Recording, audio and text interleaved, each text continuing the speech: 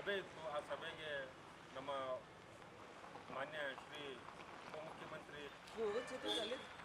ಯಾರು ಅಜಿತ್ ಪವಾರ್ ಅವರಲ್ಲ, ಈ ಅಜಿತ್ ಪವಾರ್ ಅವ್ರದ್ದು ಸಾವಿನ ಸುದ್ದಿ ಕೇಳಿ ಭಾಳ ಮನಸ್ಸಿಗೆ ನೋವುಂಟಾಗಿ ಅಲ್ಲಿಯ ಕಾರ್ಯಕ್ರಮಗಳನ್ನೂ ಎಲ್ಲ ರದ್ದುಪಡಿಸಿ ಯಾವ್ದಾರ ಹೋಗ್ಬೇಕಂತೇಳಿ ವಿಚಾರ ಮಾಡ್ತೀವಿ. ಹಾಂ, ಒಂದು ಸಲ ಹೋದಾಗ ನಾವು ಹೋಗ್ಬೇಕಾದ್ರೆ ನಮ್ಮ ಎದುರುಗಡೆಯಿಂದ ಈ ವಿಧಾನಸೌಧ ಯಾವ ರೀತಿ, ಅಲ್ಲಿ ಮಂತ್ರಾಲಯ, ಮಹಾರಾಷ್ಟ್ರ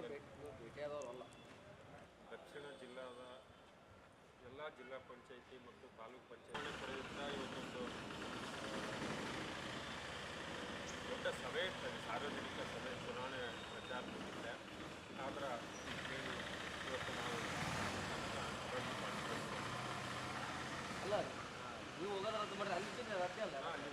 ಉತ್ತರ ಕರ್ನಾಟಕ ನ್ಯೂಸ್, ಇದು ಕನ್ನಡದ ಉಸಿರು.